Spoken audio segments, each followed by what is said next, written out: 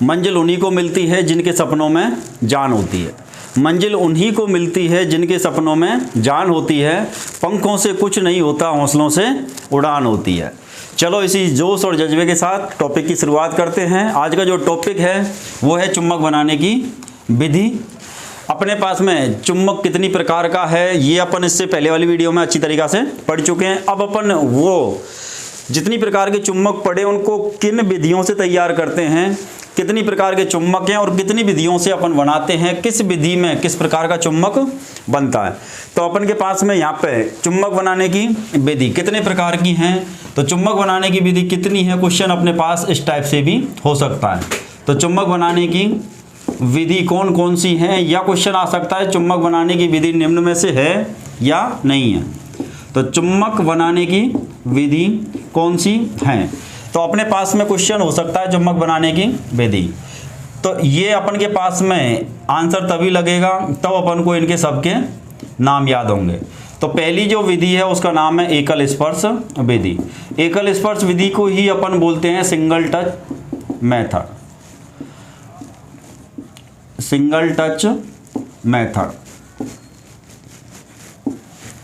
दूसरी विधि का नाम है दोहरी स्पर्श विधि। दोहरी स्पर्श विधि, और दोहरी स्पर्श विधि को ही अपन बोलते हैं डिवाइडेड टच मेथड। तीसरी जो विधि है वो है अपन की विभाजित स्पर्श विधि। सॉरी, इसको डिवाइडेड टच नहीं, डबल टच मेथड बोलते हैं। दोहरी स्पर्श विधि को अपन डबल टच मेथड और विभाजित स्पर्श विधि को अपन बोलते हैं डिवाइडेड।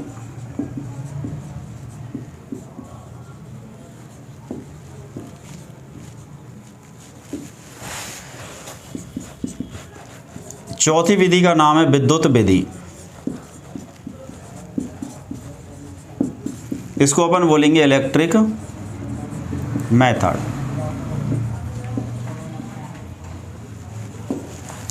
पांचवी जो विधि है इसको बोलते हैं अपन प्रेरण विधि।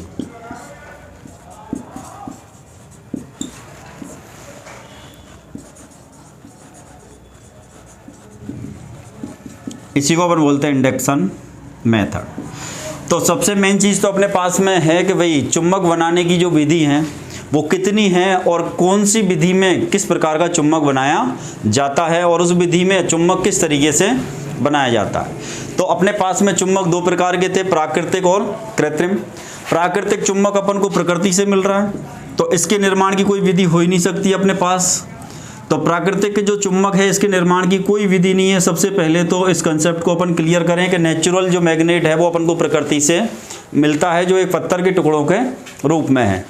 तो प्राकृतिक चुम्बक बनाने की कोई विधि नहीं है। और मैं पहले स्टार्टिंग में भी कह चुका हूँ भाई, प्राकृतिक चुम्बक को लेकर के अपने पास यदि कोई क्वेश्चन है तो ज़्यादा से ज़्यादा ये आएगा कि भाई किस जगह मिला था, कहाँ पे मिला था, क्या नाम दिया गया था, उसका उपयोग किसने किया था। तो नाविकों ने उसका उपयोग किया था, एशिया मैग्नीशिया नामक स्थान पर मिला था। अपने पास इंडिया के अंदर यदि कहीं मिल रहा है तो वो मिल रहा है तमिलनाडु और उड़ीसा में। दूसरा, इसका उपयोग कहाँ किया गया, तो नाविकों के द्वारा समुद्र में दिशा ज्ञात करने के लिए। नाविकों ने इसको क्या नाम दिया, तो नाविकों ने जो नाम दिया था वो था लोडस्टोन। लोडस्टोन का उपयोग क्या है या लोडस्टोन क्या है, तो एक दिशा दर्शाने वाला यंत्र। लेकिन और इससे ज़्यादा क्वेश्चन प्राकृतिक चुम्बक के नहीं है। सारी जो अपने पास कहानी है पूरी वो किसकी है, कृत्रिम चुम्बक की। तो सिंपल सा एक आइडिया अपन लगा लें कि चुम्बक बनाने की जो विधि है वो सब किस चुम्बक की है, कृत्रिम की। भाई जिसको अपन बना रहे हैं वो कृत्रिम है और उसी के बनाने की विधि होंगी। जो प्रकृति से मिल रहा है वो तो अपना प्राकृतिक चुम्बक है। कृत्रिम चुम्बक के बारे में अपन पढ़ चुके हैं कि भाई कृत्रिम चुम्बक भी कितने प्रकार का है, दो प्रकार का ही है। अब दो में एक स्थायी है और दूसरा अस्थायी चुम्बक है। तो अपने पास में कौन सी विधि से तो अपन स्थायी चुम्बक बनाते हैं और कौन सी विधि से अपन अस्थायी चुम्बक बनाते हैं, या फिर कौन सी विधि है जिससे अपन स्थायी भी बना सकते हैं और अस्थायी भी बना सकते हैं। दूसरी कंडीशन, किस विधि में अपन विद्युत धारा का उपयोग करेंगे, किस में अपन स्थायी चुंबक का उपयोग करेंगे, किस में अपन एसी को काम में लेते हैं, किस में डीसी को काम में लेते हैं, किस विधि में एसी डीसी अपन दोनों को काम में ले सकते हैं। ये सारे पॉइंट अपन को इन बिंदुओं के अंदर क्लियर करने हैं। तो अपन स्टार्ट करते हैं सबसे पहले स्पर्श विधियों को, तीनों को ले लो। स्पर्श विधि 3 है अपने पास में, 3 जो विधि है वो है अपन की स्पर्श विधि या टच मेथड। उनके सबसे पहले तो अपन को नाम याद होने चाहिए, सिंगल स्पर्श विधि, दोहरी स्पर्श विधि और विभाजित स्पर्श विधि। सिंगल स्पर्श विधि को अपन सिंगल टच मेथड, दोहरी स्पर्श विधि को अपन डबल टच मेथड, विभाजित स्पर्श विधि को अपन डिवाइडेड टच मेथड। ये इनके हो गए नाम। यदि सभी के नाम हैं तो अपन को विद्युत विधि और प्रेरणा विधि, ये 5 नाम याद होने चाहिए, क्योंकि पहला क्वेश्चन अपना यहीं से आएगा। चुंबक बनाने की निम्न में से कौन सी विधि है या फिर कौन सी विधि नहीं है। विधि है या नहीं है अपन तब पहचानेंगे, तब अपन को इन 5 विधियों के नाम याद हैं। तो चुंबक बनाने की 5 विधि हैं। 5 विधि में अपन को ये देखना है भाई कि कौन सी विधि से स्थायी बनता है, कौन सी से अस्थायी। तो इनको यदि सीखना है तो इन 3 विधियों को एक साथ लें, इन तीनों विधियों को अपन एक साथ पढ़ें, क्योंकि इनमें क्वेश्चन काफ़ी सारे क्वेश्चन हैं जो कॉमन है, काफ़ी सारे पॉइंट हैं जो कॉमन हैं। अपन इनको अलग अलग भी पढ़ सकते हैं, तीनों को अपन एक साथ भी पढ़ सकते हैं। जो पॉइंट कॉमन है उनको अपन कॉमन रूप में पढ़ लेंगे और जो पॉइंट अलग हैं उनको अपन अलग अलग पढ़ लेंगे। बाकी अपन चाहें कि भाई वीडियो बहुत लंबी बननी चाहिए तो अपन इनको अलग अलग विस्तार से अपन खोल खोल के अलग अलग पढ़ेंगे, लेकिन लास्ट में जाकर निष्कर्ष निकलेगा भाई क्वेश्चन तो सब में एक जैसे ही हैं। जब बात सब में एक जैसी है तो एक बात को एक ही साथ अपन पढ़ लें तो अच्छी बात है। तो मैं यहाँ से इन दोनों विधियों के नाम हटा रहा हूँ और इन 3 विधियों के ऊपर अभी अपन चर्चा करेंगे। 3 विधियों में अपन को नाम याद रखना है। स्पर्श वाली जो 3 विधियाँ अपने पास में, इन तीनों विधियों में कॉमन पॉइंट याद रखना। सबसे पहले तो चुंबक बनाने के लिए कौन सी विद्युत धारा उपयोग में होती है। तो इन तीनों विधि में सिंगल स्पर्श विधि, दोहरी स्पर्श विधि और विभाजित स्पर्श विधि, तीनों विधियों में कोई भी विद्युत धारा उपयोग में नहीं आती है। तो अपन यदि पहली चर्चा करें कि यहाँ चुंबक बनाना है तो कौन सी विद्युत धारा का उपयोग किया जाता है, तो इन तीनों विधि के कॉमन क्वेश्चन है, कॉमन पॉइंट हैं। इनको चाहे अपन अलग अलग पढ़ें चाहे एक साथ पढ़ें। मैं जितने भी क्वेश्चन यहाँ पे लिखूंगा उसमें आपको आगे केवल अपने हिसाब से जोड़ लेना। एकल स्पर्श विधि में कौन सी विद्युत धारा उपयोग में ली जाती है। दूसरा क्वेश्चन अपन बनाना चाहें तो दोहरी स्पर्श विधि में कौन सी विद्युत धारा उपयोग में ली जाती है। तीसरा क्वेश्चन आप बना सकते हैं विभाजित स्पर्श विधि में कौन सी विद्युत धारा उपयोग में ली जाती है। तो इन तीनों विधियों में यदि विद्युत धारा के उपयोग से संबंधित क्वेश्चन आए तो अपन को आंसर देना है कोई नहीं, कोई नहीं। ना अपन की यहाँ एसी काम में आएगी, ना अपन की डीसी काम में आएगी, ना एसी काम में आएगी ना डीसी काम में आएगी। इन तीनों स्पर्श विधियों में विद्युत धारा उपयोग में नहीं होती है। दूसरा अपन पॉइंट लें, किस धातु का उपयोग होता है, किस धातु का उपयोग होता है। क्वेश्चन आप किस टाइप से पढ़ सकते हो इसको। एकल स्पर्श विधि में किस धातु का उपयोग होता है चुंबक बनाने के लिए। अपन तो किस धातु का उपयोग हुआ एकल स्पर्श विधि में, कौन सी धातु का उपयोग किया जाएगा। तो एकल स्पर्श में वो पूछ ले या दोहरी स्पर्श में पूछ ले या विभाजित स्पर्श में।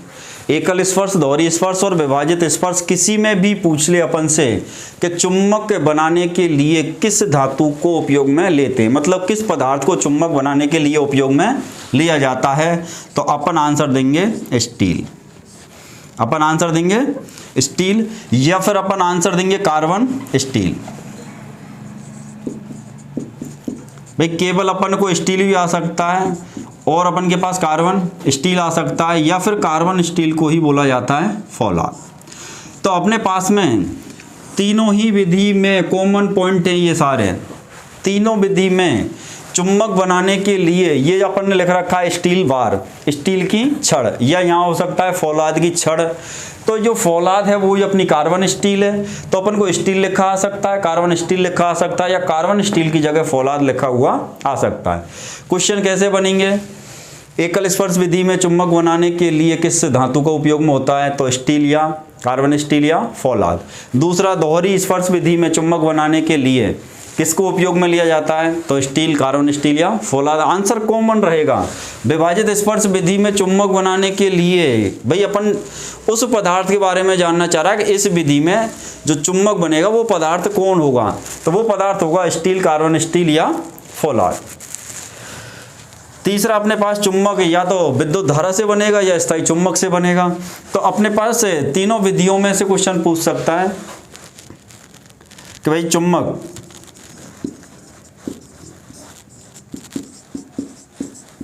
बनाने के लिए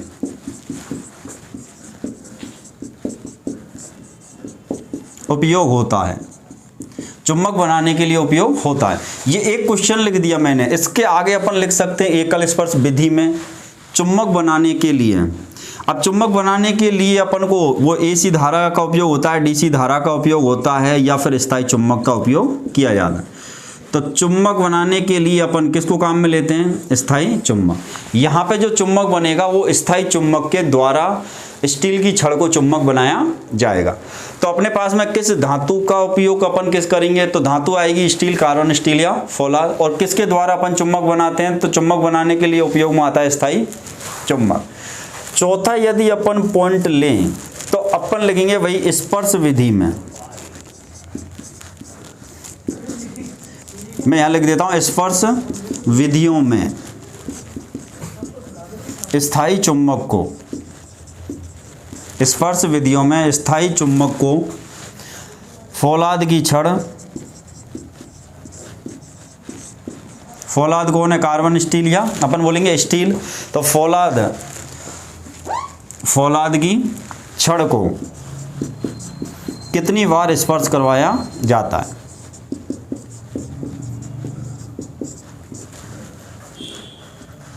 स्पर्श या फिर हो सकता है रगड़ा जाता है। कितनी बार उससे अपन उसको टच कराएंगे, कितनी बार उसको अपन रगड़ेंगे? तीनों विधियों में कॉमन क्वेश्चन है, तीनों विधियों में कॉमन क्वेश्चन है।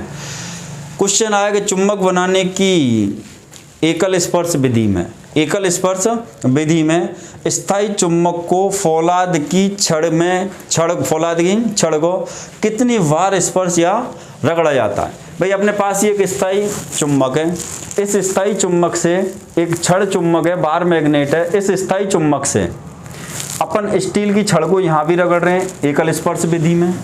एकल स्पर्श विधि में भी स्थायी चुंबक की छड़ से अपन स्टील की छड़ को रगड़ रहे हैं। दूसरा अपने पास दोहरी स्पर्श विधि के अंदर भी अपन स्थायी चुंबक को किस पे रगड़ेंगे? स्टील की छड़ पर। तीसरी अपने पास विभाजित स्पर्श जो विधि अपने पास है, इसके अंदर भी अपन स्थायी चुंबक को स्टील की छड़ पर रगड़ा जाता है। अब कितनी बार रगड़ा जाता है? ये इन तीनों विधियों के अंदर क्वेश्चन कॉमन है। तीनों विधियों में आंसर लगेगा 50 से 60 बार। सिंगल स्पर्श विधि में कितनी बार स्थायी चुंबक को स्टील की छड़ के साथ रगड़ा जाएगा? आंसर 50 से 60 बार। दोहरी स्पर्श विधि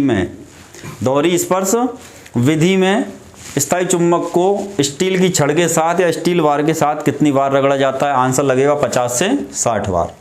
विभाजित स्पर्श विधि में स्थायी चुंबक को स्टील की छड़ के साथ कितनी बार रगड़ा जाएगा? 50 से 60 बार। तो ये कॉमन पॉइंट है अपने पास 50 से 60 बार। पांचवा अपन का कॉमन पॉइंट है स्पर्श विधियों में, स्पर्श विधियों के द्वारा किस प्रकार के चुंबक का निर्माण होता है? ये अपने पास तीन विधियां स्पर्श विधि। तो स्पर्श विधियों के द्वारा किस प्रकार के चुंबक का निर्माण होता है?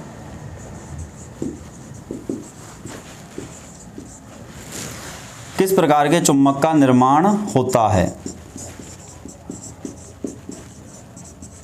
तो किस प्रकार के चुंबक का निर्माण होगा? तो तीनों विधियों के द्वारा स्थायी चुंबक ही बनता है। इन तीनों विधि से अपन अस्थायी चुंबक नहीं बना सकते। एकल स्पर्श विधि, दोहरी स्पर्श विधि और विभाजित स्पर्श विधि, इन तीनों विधियों के अंदर किस प्रकार के चुंबक का निर्माण होगा? स्थायी चुंबक का निर्माण होता है। और अस्थायी चुंबक का निर्माण इन तीन विधि से अपन नहीं कर सकते। तो ये ध्यान रखना हमेशा, एकल स्पर्श है या दोहरी स्पर्श है या विभाजित स्पर्श है, तीनों विधि में पूछा जाए या अलग अलग अपन से पूछ लिया जाए किस टाइप के चुम्बक का निर्माण होगा, तो अपना चुम्बक बनेगा वो होगा परमानेंट मैग्नेट या स्थायी चुम्बक। अस्थायी चुम्बक, क्वेश्चन आ जाएगा अस्थायी चुम्बक निम्न में से किस विधि के द्वारा नहीं बनेगा। तो तीनों विधि तो ये होगी अपने पास, तीन विधि तो ये हैं जिनसे अपन अस्थायी चुम्बक का निर्माण नहीं करते।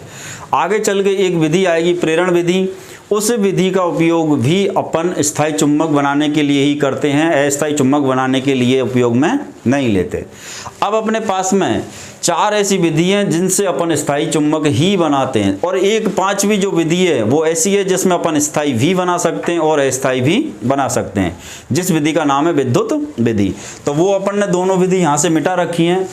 तीन विधि क्यों रखी है कि अपन को पहले इन तीन के एक साथ कंसेप्ट क्लियर कर लें। अपन इन तीनों के ये 5-5 क्वेश्चन चाहे अलग अलग लिख लें, 15 क्वेश्चन लिख लें, चाहे इन तीनों को लिख के 5 क्वेश्चन पढ़ लें, बात एक ही है। क्योंकि ये 5 जो क्वेश्चन है इन तीनों विधियों में कॉमन है कि भाई अपने पास में एकल, इस पहला क्वेश्चन है भाई विद्युत धारा का उपयोग। अब किसी भी विधि का नाम देके वो अपन से ये पूछ सकता है कि विभाजित स्पर्श विधि में कौन सी विद्युत धारा उपयोग में ली जाती है। अब विद्युत धारा का नाम आते ही अपन AC और DC में घूमने लग जाएंगे, लेकिन क्वेश्चन को ढंग से पढ़ना समझना कि विधि कौन सी पूछना चाह रहा है अपन से ये। तो ये जो स्पर्श की विधियाँ हैं इनमें कोई भी विद्युत धारा उपयोग में नहीं आती है। दूसरा क्वेश्चन, तीनों विधि में से किसी का भी नाम दे देगा वो, और अपन से पूछेगा किस धातु का उपयोग अपन करते हैं। भाई चुम्बक बनाने के लिए कौन सी धातु है अपने पास जिसको अपन चुम्बक बनाना चाहते हैं। तो तीनों विधियों में किसका चुम्बक बनता है, स्टील, या अपन बोलेंगे कार्बन, स्टील या फौलाद। तीसरा पॉइंट अपने पास है भाई तीनों विधियों से चुम्बक बनाने के लिए उपयोग होता है। अब किस टाइप, तीनों विधि में किस चुम्बक का उपयोग होता है, किस टाइप के चुम्बक का उपयोग होता है। तो तीनों विधि में स्थायी चुम्बक का उपयोग होता है। स्पर्श विधियों में स्थायी चुम्बक को फौलाद की छड़ को कितनी बार स्पर्श कराया जाता है या रगड़ा जाता है। तो तीनों विधि में इसको टच कराने की या इसको रगड़ने की जो अपने पास में अवधि है या रगड़ने की जो संख्या है, काउंटिंग है, वो है 50 से 60 बार।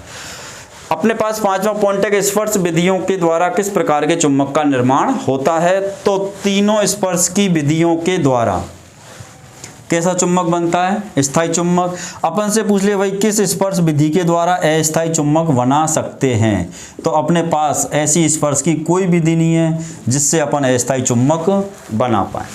अस्थायी चुम्बक बनाने की स्पर्श विधि कोई भी अपने पास नहीं है। स्पर्श विधि से चुम्बक बनेगा तो वो स्थायी ही बनेगा, अस्थायी चुम्बक नहीं बनेगा। तो ये सारे पॉइंट तो हो गए इसके क्लियर और कॉमन पॉइंट हैं ये। अब अपन चर्चा करेंगे थोड़ी सी जहाँ अपन के पास में इनके डिफरेंस पॉइंट आएंगे। अब अपने पास में डिफरेंट कहाँ कहाँ हैं वो चीज़ अपन चर्चा करेंगे। ये जो 5 क्वेश्चन हैं या अपन इनको ऐसे बोल सकते हैं कि भाई तीनों विधियों के मिलाएं तो ये 15 क्वेश्चन है, लेकिन 15 क्वेश्चन नहीं पढ़ने अपन को, 5 ही क्वेश्चन से ये 15 क्वेश्चन तैयार हो जाएंगे। अब अपन चर्चा करेंगे भाई इनमें अंतर क्या है, फिर इनको अलग अलग क्यों बनाया गया। तो कहीं ना कुछ तो इनके बीच अंतर होगा जिसकी वजह से विधि एक की जगह कितनी बनी है, ये 3। बाकी तो एक स्पर्श विधि से भी काम चल सकता था। अपन चर्चा करते हैं भाई एकल स्पर्श विधि। तो एकल स्पर्श विधि में अपने पास में केवल एक छड़ चुंबक की आवश्यकता होती है, एक छड़ चुंबक की आवश्यकता होती है, और एक ही अपन को स्टील की छड़ चाहिए। एक छड़ चुंबक और एक स्टील की छड़ की आवश्यकता पड़ती है, जैसा आप डायग्राम में देख रहे हैं। भाई अपने पास में एक तो स्टील की छड़ हो, स्टील वार जो लिख रखा है इसी को अपन बोलेंगे स्टील छड़। तो एक स्टील की छड़ है अपने पास, दूसरा एक अपने पास स्थायी चुंबक है, वार मैग्नेट है। वार मैग्नेट का मतलब है छड़ चुंबक, वार मैग्नेट का मतलब है छड़ चुंबक। तो अब अपने पास में एक छड़ चुंबक है और एक स्टील की छड़ है। किस विधि में, एकल स्पर्श विधि में। क्वेश्चन आ जाए भाई एकल स्पर्श विधि में उपयोग किया जाता है एक स्टील छड़ और एक छड़ चुंबक, या 2 स्टील छड़ एक छड़ चुंबक, या फिर एक स्टील की छड़ और 2 छड़ चुंबक।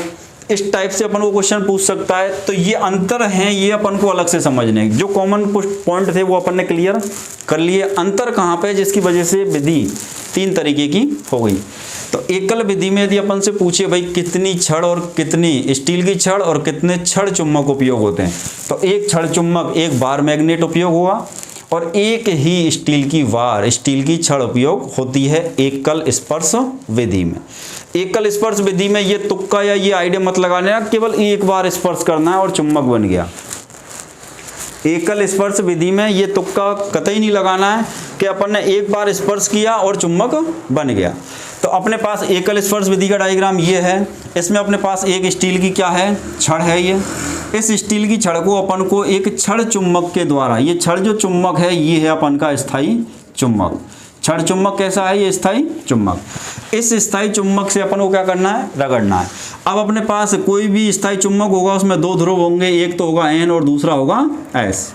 अपन छड़, वो स्टील की जो छड़ है उसके जिस सिरे को N ध्रुव से रगड़ना स्टार्ट करेंगे, N ध्रुव से अपन रगड़ना स्टार्ट करेंगे। इधर अपने पास तीर का निशान लगा हुआ है। अपन जैसे ही इस वाले पॉइंट को यहाँ से रगड़ते हुए यहाँ तक ले जाएंगे, यहाँ अपन जब पहुँच जाएंगे अपन को इसको ऐसे रगड़ना है, अपन को यहाँ से यूँ लेके गए, फिर इसको उठा लेना है इस छड़ चुम्बक को, यहाँ तक तो रगड़ना है, उसके बाद उठा के फिर वापस सेम कंडीशन में यहाँ लेके आना है। यहाँ से फिर अपन दूसरी बार रगड़ेंगे, फिर उठा के अपन यहाँ वापस आएंगे, फिर तीसरी बार रगड़ेंगे, फिर उठा के अपन यहीं आएंगे, फिर चौथी बार रगड़ा उठा के यहीं आए, फिर पांचवी बार रगड़ा उठा के यहीं आए। इसी टाइप से अपन को 50 से 60 बार, इसी टाइप से अपन को 50 से 60 बार रगड़ना है। 50 से 60 बार इस स्थायी चुम्बक की छड़ चुम्बक के द्वारा जब इस स्टील की छड़ को रगड़ा जाएगा, स्पर्श कराया जाएगा, तो ये स्टील की जो छड़ है ये स्थायी चुम्बक का रूप ले लेगी। अब स्थायी चुम्बक का रूप ले लिया तो इसमें दो ध्रुव भी बनेंगे। भाई कोई भी चीज़ अपनी जब चुम्बक स्थायी बन जाएगी या अस्थायी बने, लेकिन जब तक वो चुम्बक है जब तक तो उसमें दो ध्रुव रहेंगे। अब ये स्थायी चुम्बक बन गई तो यहाँ भी दो ध्रुव होंगे, एक तो होगा N और एक होगा S। अब अगला क्वेश्चन ये भाई कि एकल स्पर्श विधि में कौन सा स्टील की छड़ का कौन सा सिरा है, स्टील की छड़ का कौन सा सिरा N बनेगा और कौन सा सिरा S बनेगा। तो कौन सा सिरा N बनेगा, तो अपन ने कौन सा N बनेगा, तो इसमें ये ध्यान रखना है अपन ने जिस सिरे को अपन ने माना कि N सिरे को अपन ने स्पर्श कराना स्टार्ट किया है, तो जहाँ से अपन स्टार्ट कर रहे हैं वो सिरा अपन का N बनेगा। और विपरीत का सिरा तो अपन सोच ही सकते हैं कौन बनेगा, क्योंकि दो ही ध्रुव बनेंगे यहाँ पे। यदि ये वाला सिरा N ध्रुव बन गया है तो दूसरा सिरा इसका S ध्रुव बनेगा। तो अपने पास अगला क्वेश्चन यही आएगा, एकल स्पर्श विधि में N ध्रुव कौन सा बनेगा। यदि अपन ये फिक्स है कि इसको N से ही रगड़ना स्टार्ट करना है, तो N अपन को आंसर देना है कि भाई अपने पास जो स्टील की छड़ के जिस सिरे को N ध्रुव से रगड़ना आरंभ किया है वो ध्रुव अपना क्या बनेगा, N, और उसके विपरीत का ध्रुव अपन का S। विपरीत के ध्रुव को अपन बोल सकते हैं जहाँ पर अपन स्पर्श कराते हुए अंत तक जाते हैं या अपन रगड़ते हुए अंत में पहुँचते हैं, वो सिरा अपन का S बनेगा। तो अब अपने पास में दूसरी जो विधि है ये क्या है, दोहरी स्पर्श विधि। अब दोहरी स्पर्श विधि का मतलब थोड़ा सा आइडिया से समझ ही सकते हैं। यहाँ एकल स्पर्श हो रहा था, यहाँ डबल स्पर्श होएगा, डबल टच होएगा। डबल टच का मतलब टच करने वाले डबल हैं। टच करने का काम कौन कर रहा है यहाँ पे, स्थायी चुम्बक। तो टच करने वाले डबल होंगे यहाँ दोहरी स्पर्श विधि में। और किसको टच करना है, स्टील की छड़ को। अब अपने पास में यहाँ पे कितने स्थायी चुम्बक काम में आ रहे हैं, कौन सी विधि की अपन बात कर रहे हैं, दोहरी स्पर्श विधि। तो दोहरी स्पर्श जो विधि है अपने पास, दोहरी स्पर्श विधि में अपन से पूछ ले भाई स्थायी चुम्बक, या अपन से पूछ ले छड़ चुम्बक, कितने उपयोग होते हैं, कितने उपयोग होते हैं। भाई अपन से यही पूछ ले क्वेश्चन में कि दोहरी स्पर्श विधि में स्थायी चुम्बक या छड़ चुम्बक कितने उपयोग हो रहे हैं। एकल स्पर्श विधि में तो एक ही स्थायी चुम्बक था या एक ही छड़ चुम्बक था, लेकिन दोहरी स्पर्श विधि में कितने छड़ चुम्बक हैं, कितने स्थायी चुम्बक अपन काम में ले रहे हैं। तो अपन डायग्राम में देखेंगे तो एक छड़ चुम्बक, दूसरा छड़ चुम्बक, यहाँ पे तीसरा छड़ चुम्बक और यहाँ पे चौथा छड़ चुम्बक। और एकल स्पर्श विधि में केवल एक ही छड़ चुम्बक था, एक ही बार मैग्नेट था, एक ही स्थायी चुम्बक था। लेकिन दोहरी स्पर्श विधि में स्थायी चुम्बक या छड़ चुम्बक या बार मैग्नेट की संख्या है 4। कौन सी विधि में? दोहरी स्पर्श विधि में। तो यहाँ स्थायी चुम्बक की संख्या कितनी आएगी? तो अपन आंसर देंगे 4। आंसर क्या देंगे अपन? 4। कितने स्थायी चुम्बक उपयोग में होते हैं? तो वो है अपन का 4। अब अपने पास में दूसरा क्वेश्चन यदि पूछे भाई कितनी बार रगड़ा जाएगा, तो रगड़ने का तो कॉमन पॉइंट है तीनों में वही 50 से 60 बार। लेकिन यहाँ पे अपन इस सिरे से रगड़ते हुए इस सिरे तक जा रहे थे, यहाँ पे भी कुछ रगड़ने में अंतर है या कुछ चेंजेज है, तो ये अपन को ध्यान रखना है।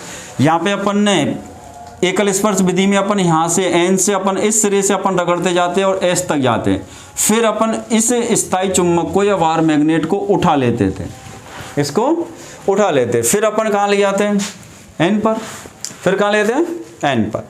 अब अपने पास में यहाँ पे अपन रगड़ रहे थे, अब यहाँ पे भी अपन को रगड़ना ही है, अपन को टच ही कराना है, स्पर्श ही कराना है। लेकिन यहाँ पे स्पर्श कराने का अब अंतर है। स्पर्श कराने का क्या हो गया? अंतर। यहाँ पे स्थायी चुम्बक की जो छड़ है वो 2 हैं। स्थायी चुम्बक की छड़ कितनी है? 2 नीचे रखी हुई है परमानेंट, बीच में जो रखी हुई है ये एक स्टील की छड़ या स्टील बार। स्टील बार को ही अपन हिंदी में क्या बोलेंगे? स्टील की छड़। तो स्टील की छड़ बोल रहे हैं या इसको अपन स्टील बार बोल रहे हैं। तो स्टील बार है वही अपन की स्टील की छड़ है। अब इस स्टील की छड़ पे अपन को रगड़ने हैं। अब नीचे जो रखे हैं चुम्बक है अपन के पास में, इधर भी इसका एस, इधर इसका एन। जिधर इसके नीचे एस लगा हुआ है तो उसको अपन एस से रगड़ना स्टार्ट करेंगे, और जिधर इसका एन नीचे आ रहा है, स्टील की छड़ के नीचे एन ध्रुव है, तो इसको अपन अब एन से ही रगड़ना स्टार्ट करेंगे। इसको अपन एन से ही रगड़ना स्टार्ट करेंगे। अब अपन को रगड़ना कैसे है? तो अपने पास 2 हैं, अपने पास 2 हैं। अपन रगड़ेंगे कैसे? इसको अपन दोनों को एक साथ इधर लेके आएंगे, फिर दोनों को एक साथ उधर लेके जाएंगे। भाई अपने पास में यहाँ 2 हैं, अपन इसको पूरे को दोनों को रगड़ते हुए अपन इधर लेके आएंगे। अब दोनों के बीच में एक वुडन ब्लॉक है। वुडन ब्लॉक का मतलब होता है, वुडन का मतलब लकड़ी और ब्लॉक का मतलब होता है गुटका।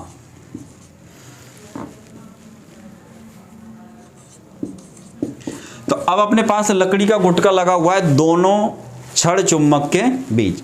लेकिन अब अपन इनको दोनों को रगड़ेंगे, तो अब अपने पास में कौन सा ध्रुव अपने पास एन बनेगा, कौन सा ध्रुव अपने पास एस बनेगा। तो अब इधर की तरफ जो बनेगा ये अपने पास एस बन जाएगा, और इधर का जो बनेगा ये अपन के पास एन बन जाएगा। तो अब अपने पास में ये ध्यान रखना कि यहाँ पे 2 छड़ चुम्बक और दोनों को अपन ने रगड़ा, दोनों को अपन ने रगड़ा तो इधर जो बनेगा ये अपना एन बनेगा।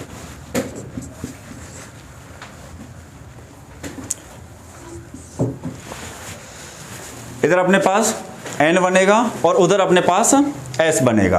तो ध्रुव तो अपने पास 2 ही बनने हैं चुम्बक में। अब अपन को ये ध्यान रखना है कि भाई हटके यदि कोई चीज हटके कोई पॉइंट है, तो एक पॉइंट तो ये हो गया। दोहरी स्पर्श विधि में स्थायी चुम्बक या छड़ चुम्बक कितने काम में आ रहे हैं? 4। यदि अपन से पूछे कि स्टील की छड़ कितनी काम में आएंगे, दोहरी स्पर्श विधि में स्टील की छड़ की संख्या, तो स्टील की छड़ की जो संख्या जाएगी ये कोई सी विधि हो, सभी विधि में एक ही है। चुम्बकों की संख्या का अंतर है, लेकिन स्टील की छड़ सभी विधि में एक है, क्योंकि एक ही बार में एक ही चुम्बक बनेगा यहाँ पे। अब अपने पास में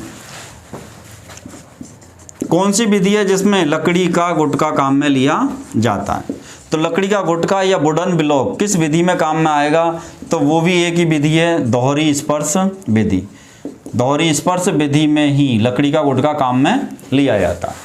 अब अपने पास में तीसरी विधि की यदि अपन चर्चा करें तो वो है अपन की विभाजित स्पर्श विधि। विभाजित स्पर्श विधि। तो अब अपने पास विभाजित स्पर्श विधि में देखें तो यहाँ भी छड़ चुम्बक या स्थायी चुम्बकों की जो संख्या है वो कितनी है? 4। वो कितनी है? 4। तो अब अपने पास में विभाजित स्पर्श विधि में स्थायी चुम्बक या अपन से पूछे छड़ चुम्बक, तो स्थायी चुम्बक या छड़ चुम्बक की संख्या तो स्थायी चुम्बक या छड़ चुम्बक की जो संख्या रहेगी ये कितनी रहेगी? 4 रहेगी। ये कितनी रहेगी? 4। दूसरा अपने पास में स्टील छड़ की संख्या, तो स्टील छड़ की संख्या याद रखना, स्टील की छड़ हमेशा तीनों विधियों में केवल एक बार में एक ही काम में आती है। तो विभाजित स्पर्श विधि में स्थायी या छड़ चुम्बक, स्थायी छड़ चुम्बक की संख्या तो कितनी हो गई? 4। और स्टील छड़ जो है जिसको चुम्बक बनाने जा रहे हैं वो स्टील छड़ की जो संख्या रहेगी वो एक ही रहेगी। यहाँ भी एक है, यहाँ भी एक है और यहाँ भी एक है। लेकिन स्थायी चुम्बक जो काम में ले रहे हैं या छड़ चुम्बक जो काम में ले रहे हैं उनकी संख्या में अपने पास अलग अलग अंतर है। एकल स्पर्श विधि में केवल एक ही चुम्बक है, दोहरी स्पर्श विधि में अपने पास 4 चुम्बक हैं, विभाजित स्पर्श विधि में भी 4 चुम्बक हैं। स्टील छड़ सब में एक है। कितनी बार रगड़ा जाएगा? तो सभी विधियों में 50 से 60 बार। किस प्रकार का चुम्बक बनेगा? सभी में स्थायी चुम्बक ही बनेगा। अब अपने पास में इस विधि में कोई भी लकड़ी का टुकड़ा काम में नहीं आ रहा। यहाँ पे ये लकड़ी का गुटका काम में आ रहा था, यहाँ लकड़ी का गुटका काम में नहीं आ रहा। केवल यही अंतर अपने पास, इसके अलावा कोई अंतर नहीं है। तो ये जो 3 विधियाँ अपने पास, अब इनका अपन उपयोग कहाँ करेंगे? तो देखो, एक आदमी यदि अपन सुबह से शाम तक बैठा है, एक आदमी को अपन सुबह से शाम तक बैठा है और वो 50 से 60 बार उसको रगड़ेगा। अब 50 से 60 बार यदि उसको रगड़ेगा तो 2 से 3 मिनट में वो अपन को एक चुम्बक बना करके तैयार करेगा। अब अपने को वो बीच में चाय पानी भी पीने लग गया, किसी से बात भी करने लग गया, तो इस विधि के द्वारा अपन अधिक उत्पादन नहीं कर सकते। दूसरा, अधिक शक्तिशाली चुम्बक भी इन विधि के द्वारा नहीं बन सकता। तो अपने पास में इसका जो उपयोग है ये उपयोग नगण्य है। ये जो उपयोग है ये किस, इन तीनों विधियों का उपयोग क्या है? नगण्य है, नहीं के बराबर है। क्यों कम उपयोग किया जाता है? एक तो कम शक्तिशाली चुम्बक बनते हैं भाई, इन विधियों के द्वारा जो चुम्बक बनते हैं वो कम शक्तिशाली बनते हैं, कम शक्तिशाली चुम्बक बनते हैं। दूसरा, यदि इनको अपन बनाने के लिए लेबर लगाएंगे तो यहाँ पे लागत बहुत अधिक आएगी। अब लागत तो आ रही है ज़्यादा, शक्तिशाली बन नहीं रहे, तो क्या ऐसा काम करना चाहिए? तो और समय, यदि समय की यदि अपन बात करेंगे तो समय जो लगेगा ये अधिक लगेगा। अब अधिक शक्तिशाली भी नहीं बन रहे, अधिक समय भी लग रहा है, लागत भी लग रही है और कम शक्तिशाली चुम्बक अपन को मिल रहे हैं। इसलिए इन तीनों विधि का उपयोग वर्तमान समय में क्या हो गया? नगण्य। अब वर्तमान समय में सबसे ज़्यादा जो उपयोग हो रहे हैं वो विधि अपन की आगे आने वाली है, विद्युत विधि और प्रेरण विधि। प्रेरण विधि को बोला जाता है व्यापारिक या व्यावसायिक विधि, जिस विधि के द्वारा सर्वाधिक चुम्बक का उत्पादन किया जाता है। तो इन विधि का उपयोग अपन कहाँ कर रहे हैं? तो इन विधि का उपयोग वर्तमान समय में नगण्य है। क्यों है? क्योंकि इनसे कम शक्तिशाली चुम्बक बनते हैं, लागत अधिक आती है, समय भी अधिक लगता है। अब अपन चर्चा करेंगे किसकी? विद्युत विधि की। अब विद्युत विधि में यदि अपन चर्चा करें तो विद्युत विधि में नाम विद्युत का आ रहा है, इसका मतलब कहीं ना कहीं विद्युत धारा की आवश्यकता रहेगी, कहीं ना कहीं विद्युत धारा की आवश्यकता रहेगी। और अपन ये पढ़ चुके भाई, विद्युत धारा अपने पास 2 प्रकार की है, एक तो अपने पास AC और दूसरी अपने पास में DC। अब AC कितने प्रकार की है और DC कितने प्रकार की है?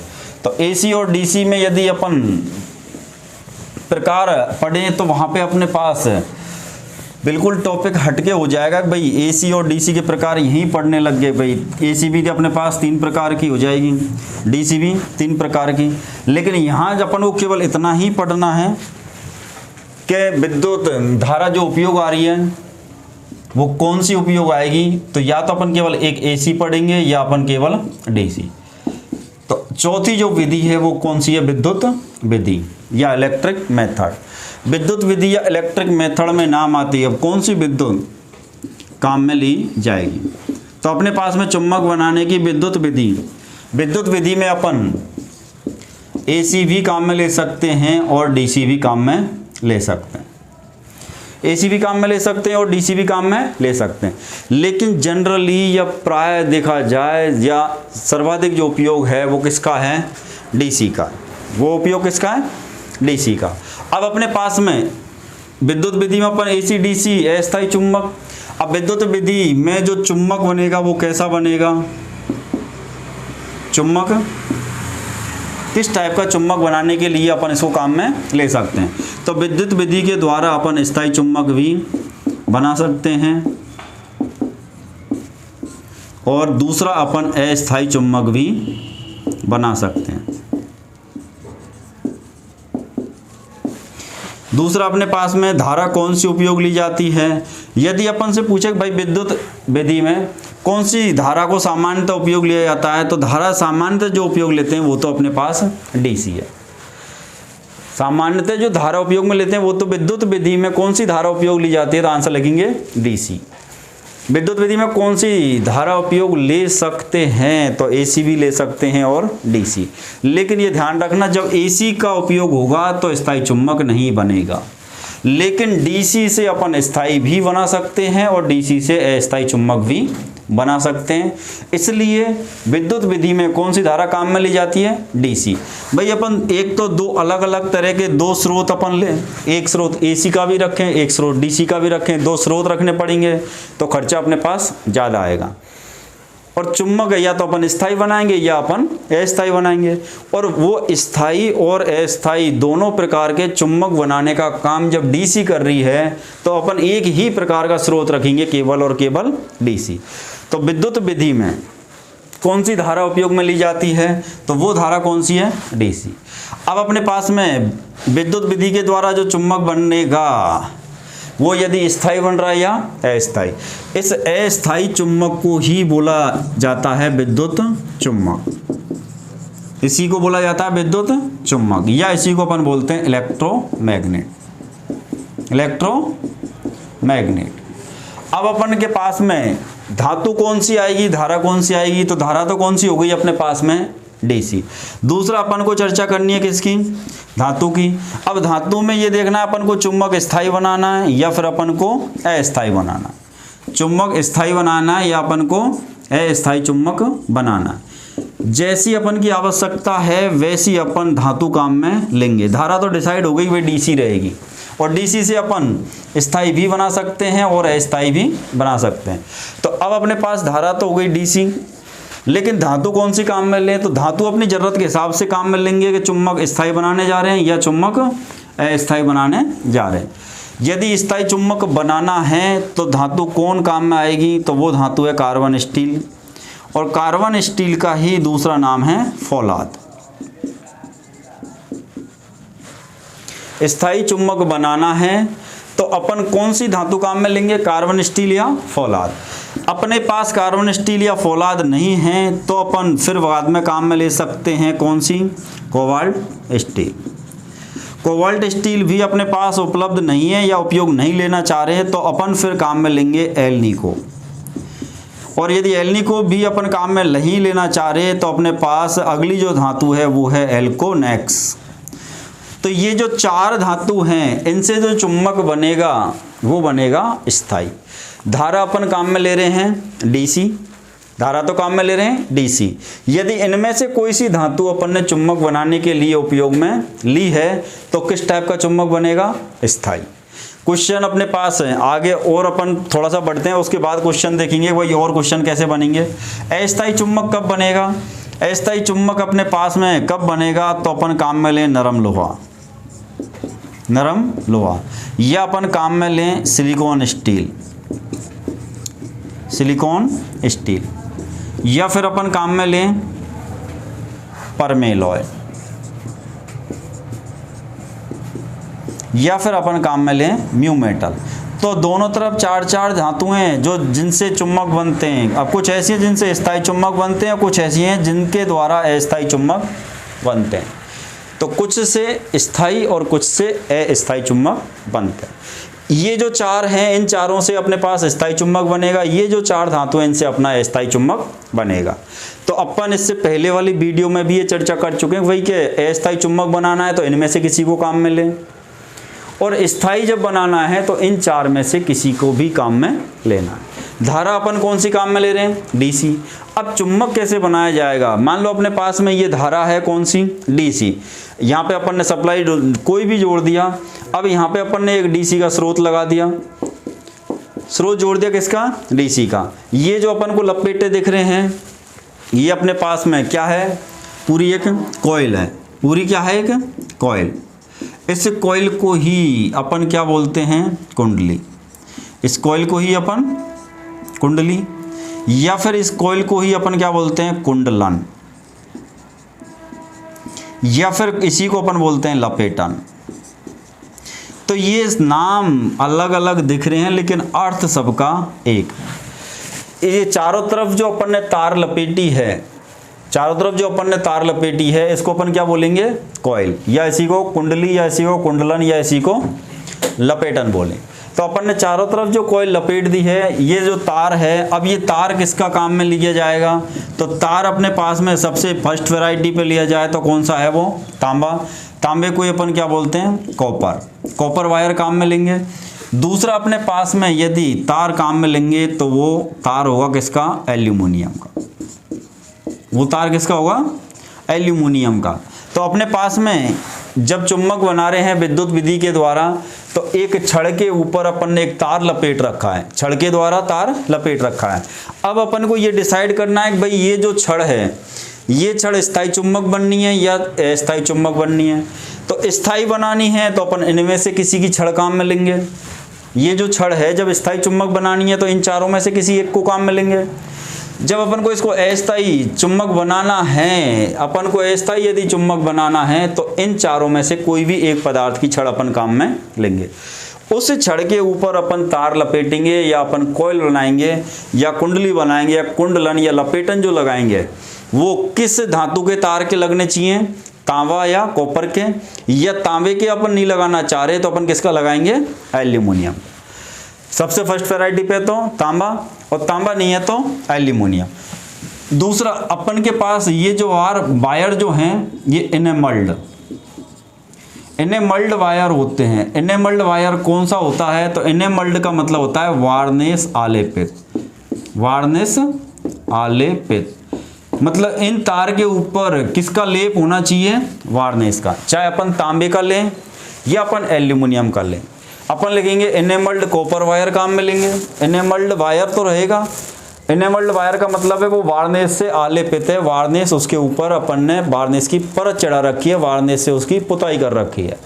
तो वार्निश से पुता हुआ तार या वार्निश का लेप चढ़ा हुआ तार, लेकिन तार किस धातु का होना चाहिए, तांबे का या एल्यूमिनियम का। तो इसको अपन जब पढ़ते हैं भाई कि अपन चुंबक बनाने के लिए कौन सा वायर काम में लेंगे, तो अपन पढ़ेंगे इनेमल्ड कॉपर वायर या फिर इनेमल्ड एल्यूमिनियम वायर। ये वायर जो है ये कैसा होना चाहिए, इनेमल्ड वायर होना चाहिए। इनेमल्ड का मतलब मैंने यहाँ लिख दिया है वार्निश आलेपित या वार्निश से पुता हुआ तार या वार्निश की परत चढ़ा हुआ तार। तो या तो ये तार होगा तांबे का या एल्यूमिनियम का, और कैसा होगा, इनेमल्ड। इनेमल्ड का मतलब वार्निश आलेपित। तो इनेमल्ड कॉपर वायर है या फिर इनेमल्ड एल्यूमिनियम वायर है। अब अपन यहाँ धारा कौन सी दे रहे हैं, डीसी। और डीसी से चुंबक स्थायी भी बन सकता है और अस्थायी भी बन सकता है। एसी से तो हमेशा ही अस्थायी चुंबक बनेगा, एसी से स्थायी चुंबक कभी भी नहीं बनता है। तो अब अपन देखें कि भाई अब स्थायी और अस्थायी, मान लो अपन यहाँ तो परमानेंट डीसी काम में आएगी, इधर तार या तो तांबे का होगा या एल्यूमिनियम का होगा। अब चुंबक में और बनने में बचा तो ये छड़। अब इस छड़ की धातु के ऊपर निर्भर करेगा चुंबक स्थायी बनने वाला या चुंबक अस्थायी बनने वाला। तो अब अपने पास में इन चार में से कार्बन स्टील या फोलार, कोबाल्ट स्टील, एल्निको और एल्कोनेक्स, इन चार में से किसी की छड़ अपन ने काम में ली है तो चुंबक अपना बनेगा स्थायी। यदि अपन ने नर्म लोहा, सिलिकॉन स्टील, परमेलो या म्यू मेटल, इसकी अपन ने ये छड़ काम में ली है तो चुंबक बनेगा अपन का अस्थायी। ऐसे नहीं होगा कभी भी भाई अपन ने यहाँ डीसी दे दिए और यहाँ पर ने नर्म लोहा रख दिया तो चुंबक स्थायी बन जाए। तो स्थायी अस्थायी किस आधार पे बनेंगे, तो मेन ध्यान रखना नरम लोहा अस्थायी बनेगा। अब अपने पास क्वेश्चन घुमाने वाला ऐसे भी आ सकता है भाई कार्बन स्टील की छड़ है, कार्बन स्टील की छड़ है अपने पास, उस छड़ के ऊपर अपन ने कॉपर इनेमल्ड वायर काम में ले लिया, इनेमल्ड कॉपर वायर लपेट दिया और सप्लाई यदि एसी दे दी जाए तो कैसा चुंबक बनेगा। तो एसी का नाम जहां आ जाए आंसर सीधा देना अस्थायी, आंसर सीधा देना है अस्थायी। और डीसी का नाम आ जाए तो ऐसा नहीं कि स्थायी देना है, डीसी में स्थायी भी हो सकता है और अस्थायी भी हो सकता है। लेकिन यदि इन चारों में से किसी की छड़ काम में लें और विद्युत धारा यदि अपन काम में लें एसी, तो फिर चुंबक स्थायी नहीं बनने वाला, फिर चुंबक जो बनेगा वो कैसा बनेगा, अस्थायी चुंबक। चुंबक कैसा बनेगा, अस्थायी। छड़ तो अपन ने इनकी काम में ले ली, लेकिन धारा यदि डीसी काम में नहीं ली, धारा अपन ने डीसी काम में नहीं ली, डीसी की जगह अपन ने काम में ली एसी, तो फिर चुंबक बनेगा अस्थायी। और ये चारों में से किसी की छड़ काम में ली और कुंडली या लपेटन में धारा दी अपन ने डीसी, धारा दी डीसी, तो ये चुंबक बनेगा स्थायी। इन चारों में से किसी की छड़ काम में लेंगे तो चुंबक बनेगा अस्थायी। तो ये जो विधि है ये अपन की विद्युत विधि। तो विद्युत विधि के द्वारा यदि पूछा जाए किस प्रकार का चुंबक बनाया जाता है, तो यहाँ स्थायी भी बना सकते हैं और अस्थायी भी बना सकते हैं, स्थायी भी बना सकते हैं और अस्थायी भी बना सकते हैं। केवल एक विधि है जिसके द्वारा अपन दोनों प्रकार के चुंबक बना सकते हैं। बाकी तीन जो स्पर्श की विधि है, सिंगल टच या डबल टच या डिवाइडेड टच मेथड है, इन तीनों विधि में स्थायी चुंबक ही बनेगा, अस्थायी चुंबक नहीं बनेगा। अब अपने पास अब तक 4 विधि होगी जिनमें अपन स्थायी चुंबक बना सकते हैं। तीनों तो स्पर्श की विधि से स्थायी चुंबक बनेगा, इस विधि से भी अपन स्थायी चुंबक बना सकते हैं। चौथी जो विधि आ रही है अब अपन उसकी चर्चा करेंगे और वो विधि से केवल अपन स्थायी चुंबक ही बनाते हैं। चौथी विधि अपन की प्रेरण विधि या इंडक्शन मेथड। अब इंडक्शन मेथड में और विद्युत विधि में थोड़ा सा ही अंतर है, कहीं कोई ज़्यादा अंतर नहीं है। विद्युत विधि का जो अपने पास में डायग्राम बना हुआ है, अपन मान लेते हैं यही डायग्राम अपन को काम में आ जाएगा प्रेरण विधि में। अब प्रेरण विधि के अंदर होता क्या है, प्रेरण विधि के अंदर होता क्या है, या प्रेरण क्या होता है, या चुंबकीय प्रेरण क्या है, चुंबकीय प्रेरण क्या है, थोड़ा सा फिर चर्चा कर लेते हैं। बाकी तो ये जो टॉपिक है ये परिभाषाओं में आएगा जो अभी अपन ने स्टार्ट नहीं करी है। चुंबकीय प्रेरण क्या है, अपने पास में मान लो कोई चुंबक रखा हुआ है, इसके पास में कोई चुंबकीय पदार्थ है, ये तो अपना चुंबकी है और ये अपने पास रखा हुआ है चुंबकीय पदार्थ। चुंबकीय पदार्थ से मतलब ये पदार्थ चुंबक बनने की क्षमता रखता है, यदि कोशिश की जाए तो ये चुंबक बन सकता है। तो चुंबकीय प्रेरण क्या होता है, चुंबकीय प्रेरण की परिभाषा, यदि किसी चुंबक के पास, तो ये तो अपने पास चुंबक हो गया, ये तो हो गया अपने पास चुंबक। चुंबकीय प्रेरण क्या होता है, यदि किसी चुंबक के पास किसी लोह चुंबकीय पदार्थ को रखा जाए, जो पदार्थ चुंबक बन सकता है, किसी चुंबकीय पदार्थ को रखा जाए और उस पदार्थ में चुंबक के गुण उत्पन्न हो जाएं, उस पदार्थ में चुंबक के गुण उत्पन्न हो जाएं, तो इस गुण को बोला जाता है चुंबकीय प्रेरण। तुमने जनरली ये देखा होगा कि भाई अपने पास में जैसे रेडियो टीवी वगैरह जो सुधारते हैं, ये छोटे जो अपने पास में ऐसे छोटे छोटे जो स्क्रू होते हैं, इन स्क्रू को एक स्पीकर के ऊपर चिपका के रख देते हैं। उनका एक पेचकस जिसको अपन स्क्रू ड्राइवर बोलते हैं, उस स्क्रू ड्राइवर को भी वो उसके चुंबक, एक जो उनके पास टूटा फूटा जैसा भी है उस चुंबक पे अपन डाल के उसको वो रखते हैं। अपन देखेंगे भाई उसके अंदर भी इस पेचकस को यदि अपन इस स्क्रू के पास ले जाएंगे तो वो स्क्रू उससे चिपक जाता है। अब उस स्क्रू ड्राइवर के अंदर कहाँ से चुंबक आया, तो वो चुंबक के संपर्क में था। प्रेरण के कारण वो गुण किसके अंदर आ गए, स्क्रू ड्राइवर के अंदर। तो चुंबकीय प्रेरण क्या होता है, आगे चलेंगे तो ये विद्युत चुंबकीय प्रेरण भी आएगा। चुंबकीय प्रेरण अलग है, प्रेरण अलग है, प्रेरण अलग, चुंबकीय प्रेरण अलग है, विद्युत चुंबकीय प्रेरण अलग है, सह प्रेरण अलग है, स्व प्रेरण अलग है। लेकिन अभी अपन को चर्चा करनी है केवल चुंबकीय प्रेरण, क्योंकि अपन को विधि पढ़नी है प्रेरण विधि, जिसको अपन बोलते हैं इंडक्शन मेथड। तो प्रेरण विधि या इंडक्शन मेथड में चुंबक जो बनता है वो चुंबकीय प्रेरण के कारण बनता है। तो अपन को थोड़ी सी चर्चा करनी है यहाँ चुंबकीय प्रेरण के बारे में। तो चुंबकीय प्रेरण क्या होता है, तो किसी चुंबक के पास यदि किसी लोह चुंबकीय पदार्थ को रखा जाए तो उस पदार्थ में, इस पदार्थ में चुंबक के गुण आ जाएंगे, चुंबक के गुण आ जाएंगे, इसका मतलब ये चुंबक बन जाएगा। भाई चुंबक के गुण है क्या है, कि इसमें 2 ध्रुव हो जाएंगे, एक N बन जाएगा, दूसरा S बन जाएगा। ये लोहे के कणों को आकर्षित करने लग जाएगा। यही है अपने पास चुंबक के गुण। चुंबक के गुण क्या हैं कि ये लोहे की वस्तुओं को अपनी ओर आकर्षित करने लग जाएगा। इसमें दो ध्रुव बन जाएंगे जिनमें से एक N बनेगा और दूसरा S बनेगा। और कौन सा गुण रहेगा, यदि इसको स्वतंत्र अवस्था में लटकाएंगे तो ये उत्तर और दक्षिण दिशा में ठहरने लगेगा। इसके अपन कितने भी टुकड़े कर दें उसके बाद हर टुकड़ा इसका एक चुंबक की भांति कार्य करेगा। तो ये चुंबक के गुण इसके अंदर कहाँ से आए अपने पास, तो ये इसको अपन ने इसके पास में रखा और पास में रखने से चुंबक के जो गुण आ रहे हैं, चुंबक के गुणों का आना ही क्या कहलाता है, चुंबकीय प्रेरण है। अब अपने पास में चुंबकीय प्रेरण है, यदि ये बात समझ में आ गई तो फिर प्रेरण विधि भी समझ में आ जाएगी। तो चुंबकीय प्रेरण क्या है, तो अपन यहाँ लिख भी देता हूँ मैं, किसी चुंबक के पास, किसी चुंबक के पास किसी लोह चुंबकीय पदार्थ, किसी लोह चुंबकीय पदार्थ को रखने पर उस पदार्थ में चुंबक के गुणों का उत्पन्न होना, चुंबक के गुणों का उत्पन्न होना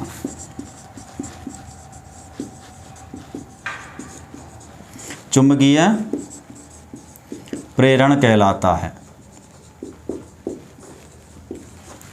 तो चुंबकीय प्रेरण क्या होता है, तो किसी चुंबक के पास, ये अपने पास चुंबक है, किसी चुंबक के पास किसी लोह चुंबकीय पदार्थ को, अपन ने ये पदार्थ था इसको अपन ने रख दिया, एक लोहे का टुकड़ा था इसको अपन ने इसके पास रख दिया। लोह चुंबकीय पदार्थ को रखने पर उस पदार्थ में, इस पदार्थ में चुंबक के गुणों का, इसके गुणों का उत्पन्न होना, चुंबक के गुण इसमें उत्पन्न हो जाएंगे। तो किसी चुंबक के पास किसी लोह चुंबकीय पदार्थ को रखने पर उस पदार्थ में चुंबक के गुणों का उत्पन्न होना, किसी चुंबक के पास किसी लोह चुंबकीय पदार्थ को रखने पर उस पदार्थ में चुंबक के गुणों का उत्पन्न होना चुंबकीय प्रेरण या मैग्नेटिक इंडक्शन कहलाता है।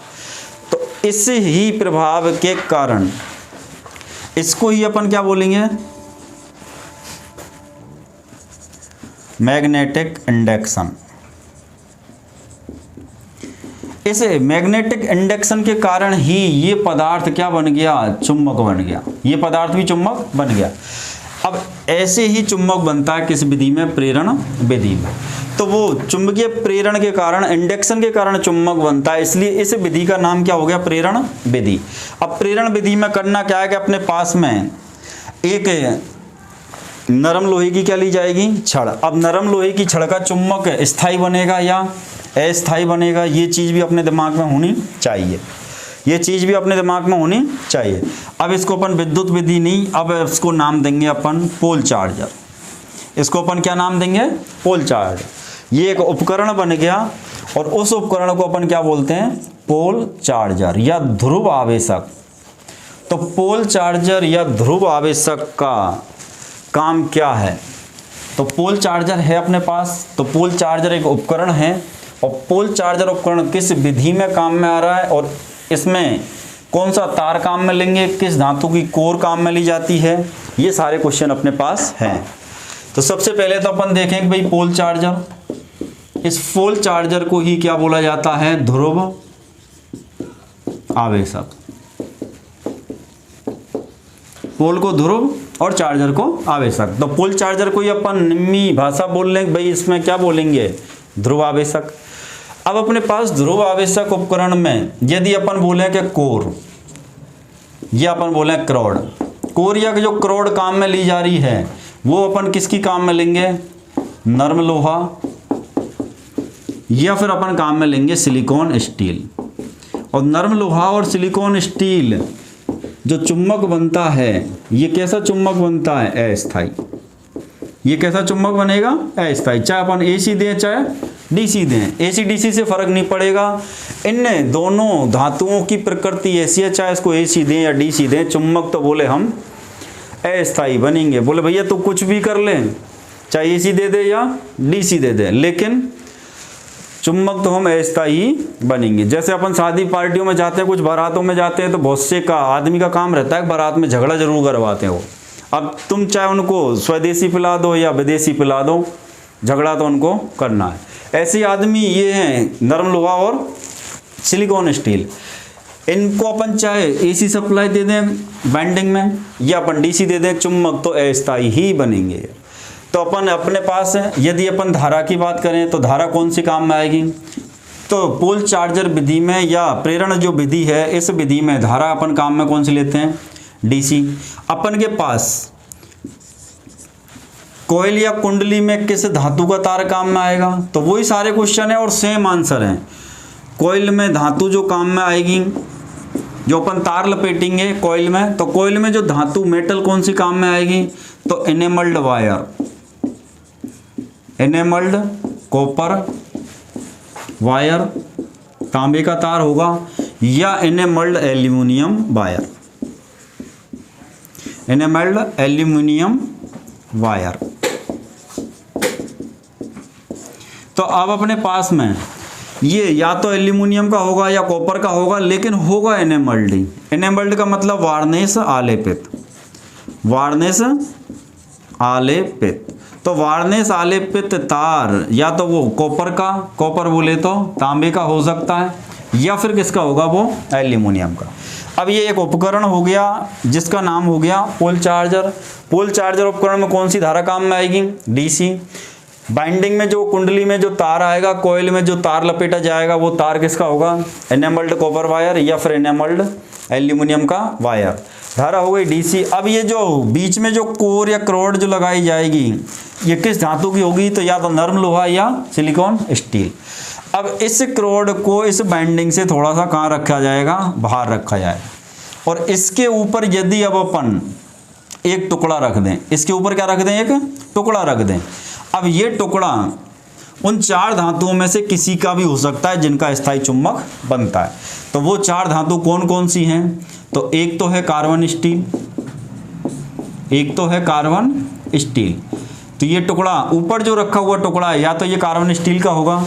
दूसरा, कार्बन यदि स्टील का नहीं है अपने पास, तो ये हो सकता है अपने पास में एल्निको,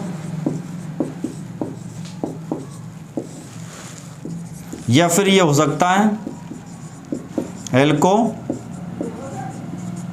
नेक्स, या फिर ये हो सकता है कोबाल्ट स्टील। इन चारों में से किसी एक का टुकड़ा है भाई। इसके ऊपर जो टुकड़ा रखा हुआ है अपने पास, ये इसकी कोर होगी, इस कोर के ऊपर अपन ने तार लपेट दिया और धारा दी डीसी। तो ये जो कोर है ये तो नरम लोहा या सिलिकॉन स्टील की होगी। तो इसकी जो कोर बनेगी, ये जो कोर है ये तो बनेगी अस्थायी चुंबक। और अस्थायी क्यों बन रही है या किसके कारण ये अस्थायी चुंबक बन रही है, धारा तो डीसी काम में ले रहे हैं भाई, धारा तो अपन डीसी काम में ले रहे हैं, लेकिन फिर भी ये अस्थायी चुंबक क्यों बन रही है, क्योंकि या तो ये नरम लोहे की है या फिर ये सिलिकॉन स्टील की है। नरम लोहे या सिलिकॉन स्टील की होने के कारण ये जो पोल चार्जर की कोर है या पोल चार्जर का जो क्रोड है, ये तो कैसा चुंबक बनेगा, अस्थायी। ये तो कैसा चुंबक बनेगा, अस्थायी। लेकिन इसके पास में रखा हुआ कार्बन स्टील का टुकड़ा या एल्निको का टुकड़ा या एल्कोनेक्स का टुकड़ा या कोबाल्ट स्टील का जो टुकड़ा है, इनके अंदर तो चुंबकत्व को, चुंबक के गुणों को ग्रहण करने की जो क्षमता है वो अधिक है। तो ये स्थायी रूप से उन गुणों को ग्रहण कर लेते हैं, और स्थायी रूप से ग्रहण कर लेंगे तो फिर स्थायी रूप से चुंबक भी बन जाएंगे। तो ऊपर जो रखा हुआ टुकड़ा ये कहलाता है अपन का स्थायी चुंबक। तो इस विधि में तो अपन को टाइम भी नहीं लग रहा, इस विधि में अपन को ज़्यादा मेहनत भी नहीं है। अब अपन के पास मान लो एक पोल चार्जर है, अपन ने एक कार्बन स्टील का टुकड़ा लिया, उस पोल चार्जर के ऊपर रख दिया और उसकी विद्युत सप्लाई अपन ने चालू कर दी। कुछ अवधि के लिए उसको छोड़ देंगे और अवधि के बाद अपन आगे देखेंगे कि भाई ये टुकड़ा अपन का स्थायी चुंबक बन चुका है। तो आजकल सबसे ज़्यादा जो उत्पादन हो रहा है चुंबक का, वो इस प्रेरण विधि के द्वारा ही हो रहा है। सबसे ज़्यादा जो उत्पादन हो रहा है चुंबक का, वो प्रेरण विधि के द्वारा ही हो रहा है। इसलिए प्रेरण विधि को ही बोला जाता है व्यापारिक विधि। ये बहुत इंपॉर्टेंट क्वेश्चन है। कि चुम्बक बनाने की कौन सी विधि को व्यापारिक विधि या फिर इसको बोला जाता है व्यावसायिक कॉमर्शियल विधि। भाई व्यावसायिक रूप से उत्पादन, तो कौन सी विधि को व्यापारिक विधि या व्यावसायिक विधि बोला जाता है? तो चुम्बक बनाने की 5 विधि हैं, उन 5 विधि में से प्रेरण विधि या इंडक्शन मेथड को ही बोला जाता है व्यापारिक विधि या व्यावसायिक विधि। या फिर किस विधि के द्वारा सर्वाधिक चुम्बक का उत्पादन किया जाता है? तो स्पर्श वाली 3 विधियां उनको तो हटा ही दो, उनका उत्पादन, उनका जो उपयोग है वो तो वर्तमान समय में नगण्य है, नहीं के बराबर है। अपन ऐसे मान सकते हैं भाई इनका उपयोग नहीं हो रहा है, क्योंकि अब वर्तमान टेक्नोलॉजी में विधि अपने पास ऐसी आ गई कि भैया अपन की लागत भी कम आ रही है, मेहनत भी कम है, कम समय में अधिक चुम्बक का उत्पादन किया जा सकता है। और वो विधि अपन के पास है प्रेरण विधि। तो सबसे ज़्यादा चुम्बक का उत्पादन प्रेरण विधि से द्वारा ही होता है। और प्रेरण विधि में भी कैसा चुम्बक का उत्पादन करेंगे? स्थायी। अब अपन को थोड़ी से पॉइंट सब एक साथ याद रखने की जरूरत है। 5 विधि हैं, एकल स्पर्श, दोहरी स्पर्श, विभाजित स्पर्श, विद्युत विधि और प्रेरण विधि। 5 विधि ऐसी हैं। तो इन 5 विधि में से कौन सी विधि के द्वारा स्थायी चुम्बक बनाया जाता है? भाई 5 विधि तो है अपने पास, लेकिन अब गौर करने की बात यह कौन सी विधि से स्थायी चुम्बक बनेगा, किससे अस्थायी बनेंगे, कौन सी विधि से स्थायी और अस्थायी दोनों चुम्बक बना सकते हैं। तो अपने पास यदि स्थायी चुम्बक की बात आए, स्थायी चुम्बक बनाने की विधि कौन सी है? तो 3 विधि का नाम तो अपन स्पर्श विधि का लिख सकते हैं। तो एक तो हो जाएगी एकल स्पर्श विधि, दूसरी विधि का नाम हो गया दोहरी स्पर्श, और तीसरी विधि का नाम हो गया विभाजित स्पर्श।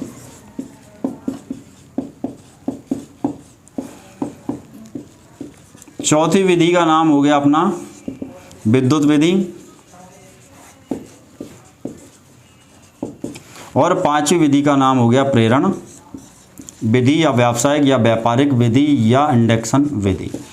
तो स्थायी चुम्बक बनाने की विधि कौन कौन सी हैं? तो 5 विधियों के द्वारा स्थायी चुम्बक बनाया जाता है। 5 विधि से अपन स्थायी चुम्बक बना सकते हैं। तो अपन सीधा ये सोचे भाई अपन को ज़्यादा जो आवश्यकता है भाई चुम्बक नया ही बना रहे हैं अपन, तो नया बनाएंगे तो अपन स्थायी बनाएंगे। तो अपने पास में स्थायी चुम्बक बनाने की कौन सी विधि है या किस विधि के द्वारा स्थायी चुम्बक बनाया जाता है? तो चुम्बक बनाने की 5 विधि हैं और 5 विधियों के द्वारा ही स्थायी चुम्बक बन जाता है। दूसरा, अस्थायी चुम्बक किस विधि के द्वारा बनाया जाएगा? अब ये 5 के द्वारा तो स्थायी बन रहा है, तो कोई विधि इनमें ऐसी भी है जिसके द्वारा अपन टेम्परेरी मैग्नेट या अस्थायी चुम्बक बना सकते हैं। तो अस्थायी चुम्बक बनाने की इनमें अपने पास केवल एक ही विधि है और उस विधि को अपन बोलते हैं विद्युत विधि, इलेक्ट्रिक मेथड। 5 विधि में से केवल एक विधि ऐसी है जिससे अपन अस्थायी चुम्बक बना सकते हैं। तीसरा अपन के पास क्वेश्चन ऐसा आ जाए भाई अपने स्थायी चुम्बक और अस्थायी चुम्बक दोनों प्रकार के चुम्बक किस विधि द्वारा बनाए जा सकते हैं? तो वो विधि अपन की विद्युत विधि है। वो विधि कौन सी है? विद्युत, जिससे अपन स्थायी भी बना सकते हैं और अस्थायी चुम्बक भी बना सकते हैं। दूसरा, अपने पास में क्वेश्चन उल्टा भी आ सकता है कि भाई विद्युत विधि के द्वारा किस प्रकार के चुम्बक बनाए जा सकते हैं? ऑप्शन मिलेगा स्थायी, बी ऑप्शन मिल जाएगा अस्थायी, सी ऑप्शन मिलेगा ए और बी दोनों, डी मिलेगा इनमें से कोई नहीं। तो इस विधि के द्वारा, विद्युत विधि के द्वारा स्थायी भी बनेगा और अस्थायी भी बनेगा। बाकी स्थायी चुम्बक तो इन सभी विधि से बनेंगे या फिर सभी विधि के द्वारा अपन स्थायी चुम्बक बना सकते हैं। बात को कहीं से भी अपन घुमा के बोल लें। तो ये अपने पास विधि है।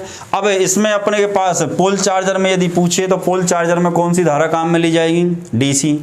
पोल चार्जर में कॉइल लपेटने के लिए किस धातु का तार, कैसा तार काम में लिया जाएगा? तो इनेमल्ड कॉपर वायर। और यदि इनेमल्ड कॉपर वायर ऑप्शन में नहीं है तो अपन आंसर देंगे इनेमल्ड एल्यूमिनियम वायर। दूसरा, धारा तो अपने कौन सी हो गई? डीसी। अब पोल चार्जर में कोर किस धातु की बनाई जाएगी? तो कोर या तो नरम लोहे की होगी या फिर कोर सिलिकॉन स्टील की।